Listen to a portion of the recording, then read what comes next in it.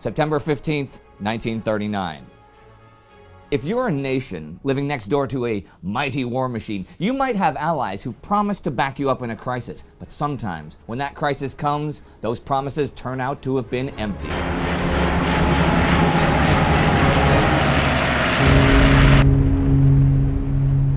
I'm Indy Neidell. This is World War II. Last week, the German Blitzkrieg, lightning war, swarmed across Poland, penetrating to the east of Łódź and even taking Krakow. In the conquered territory, the SS began its police and security campaign against civilians, which is a nice way of saying terror and murder. Britain, France, New Zealand, Australia, and South Africa declare war on Germany, and the war at sea begins as the SS Athena is torpedoed and sank by a German U-boat. Here's what followed. In Poland, the Germans think that by now, most Polish forces have retired east of the Vistula River. But actually, a lot of them have regrouped around Kutno. 10 Polish divisions under General Tadeusz Kuczeba were there, with more arriving. They attack across the Bzur River against Błaszkowicz's 8th Army. These are seriously heavy battles, and the Poles have success for the next few days, although the tide eventually turns against them. The Germans assembled reinforcements from Army Group South and will win the fighting by the end of the week. Far to the west on the 10th, the first large units of the British Expeditionary Force land in France, though small groups have been arriving since the 4th. Field Marshal Lord Gort is in command. This month, we'll see 160,000 men come to France, right? That's pretty much the same number of men who are taken prisoner by the Germans just this week at the Bzura River. By this time, the main focus of the invasion was on Warsaw, the Polish capital. On the 9th, the 4th Panzer Division attacked the southeastern Warsaw suburbs, but was beaten back. The German bombers, though, were ruthless in pounding the city. Hitler's generals proposed that Warsaw be starved into surrender, but Hitler didn't like the idea of a siege of any kind and wanted it bombed into submission. On the 14th, the bombing was even heavier than usual, and it was also Rosh Hashanah, the Jewish New Year. A third of the city's population of 1.2 million were Jews, and the Jewish quarter was attacked by air as the synagogues filled. On the 11th, the Germans crossed the River San. On the 13th, a small German force crosses the Vistula south of Warsaw. The following day, the Germans enter Gdynia, and the Panzer Corps reaches Brest-Litovsk. That day, the 14th, they also enter Przemysl, the great fortress town that saw so much action in World War I. A third of its population were Jews. 43 of the leading Jewish citizens were arrested, beaten, and then shot. Poland had pinned its hopes for surviving a German attack on Britain and France. Back in March, those two had given guarantees, eventually formalized, that if Germany attacked Poland, they would fight. If an attempt were made to change the situation by force in such a way as to threaten Polish independence, why then that would inevitably start a general conflagration in which this country would be involved. France, for example, had promised Warsaw that they would attack Germany's Siegfried defense line within 13 days of mobilizing. This wasn't going to happen. The British had promised that they would immediately begin a bombing campaign of Germany. This hasn't happened.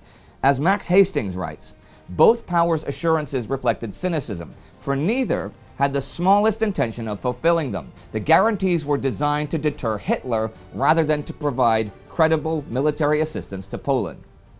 Of course, the Poles believed them. The Polish army was the 4th largest in Europe, so they thought that an invasion would last months at least, but they hadn't fully mobilized this year because the British and French wanted to avoid provoking Hitler. And though Poland had a lot of men in its army, the Germans were way better armed and armored. Poland was fairly poor. Its national budget was smaller than that of the city of Berlin, and something else I mentioned a couple of weeks ago was coming back to haunt them. Even though the French had told them to concentrate their defenses behind the 3 big rivers at the center of the country, the Poles had chosen instead to defend the entire 1,500-kilometer border with Germany. Part of that had been to defend Polish industry, a lot of which was in the west, but by now that choice was revealed as foolish as the power of the Blitzkrieg descended upon them. As for relying on more powerful allies, Antony Beevor writes in the Second World War, the fact remains that neither the British nor the French people were psychologically prepared for war. mainly because they had been misinformed by politicians, diplomats, and the press. Anyone who had tried to warn of Hitler's plans, such as Winston Churchill, was simply regarded as a warmonger. And those leaders, like British Prime Minister Neville Chamberlain, had, during the whole of the late 1930s, done nothing but appease Hitler to the point that he had even complained that he had been thwarted of having a war in 1938 because the British and French kept accepting all his increasing demands. But Chamberlain and company were okay with a rearmed Germany, partly assuming that other statesmen and politicians shared their values, so they did not understand Hitler's ruthlessness, partly because it would be a bulwark against Bolshevik expansion, partly because there were those who felt Germany had been treated poorly by the Treaty of Versailles, but mainly because they were horrified by the idea of another European war. When Hitler kept saying he just wanted to bring Germans in places like Austria and the Sudetenland back into the Reich, they didn't really see any reason to object. It wasn't until Hitler annexed the rest of Czechoslovakia back in March that they finally saw that Hitler's claim of uniting Germans was just a pretext to grabbing more territory as Lebensraum for his perceived German race. That's what finally forced Chamberlain to offer Poland guarantees in the first place.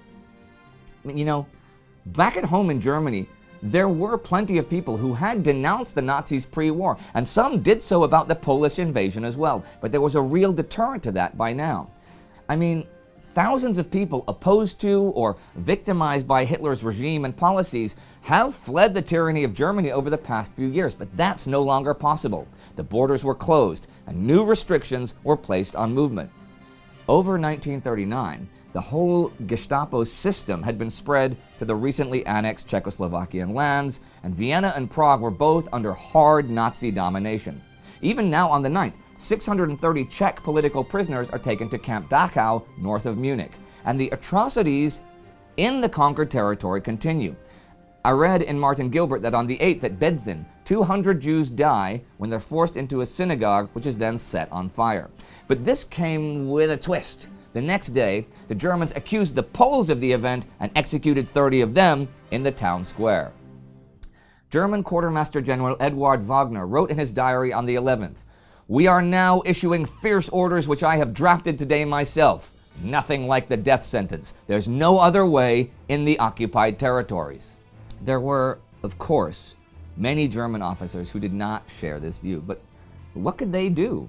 Even Admiral Wilhelm Canaris, chief of the Abwehr, the German military intelligence. This week, he came to Poland to see the army in action, right?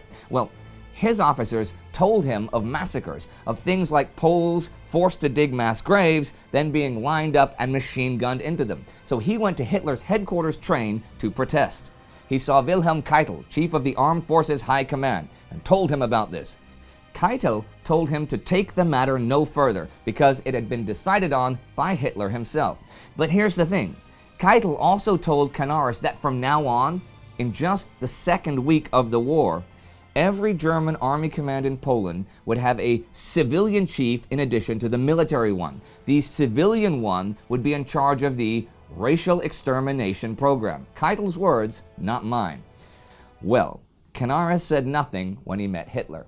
But according to Karl Gödler, former mayor of Leipzig, Canaris returned from Poland broken by his country's conduct of the war.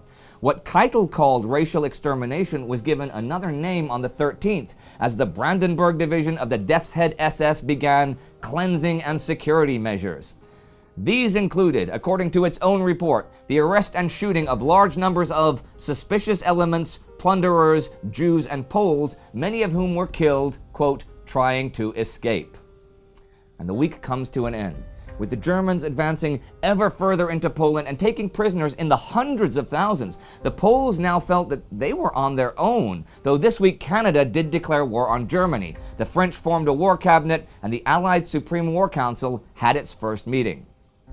I mentioned Wagner's diary. Well, on September 9th, Hitler's chief of staff, General Fritz Halder, was talking with Wagner about the future of Poland. Wagner would write in his diary, "It is the Führer's and Göring's intention to destroy and exterminate the Polish nation. More than that cannot even be hinted at in writing." There were many officers who despised Adolf Hitler. German officers had prided themselves on being apolitical, but in the 1930s they had been seduced by the idea of an increased military and massive rearmament. And now, well, Anthony Beevor put it like this: opportunism went hand in hand with cowardice in the face of authority. 19th century German Chancellor Otto von Bismarck once said that moral courage was rare in Germany, and it deserted a German completely the moment he put on a uniform. Well, the Nazis had by now managed to get everyone in uniform, even the children, as part of the Hitlerjugend and Bund Deutsche Mädchen. Even the children.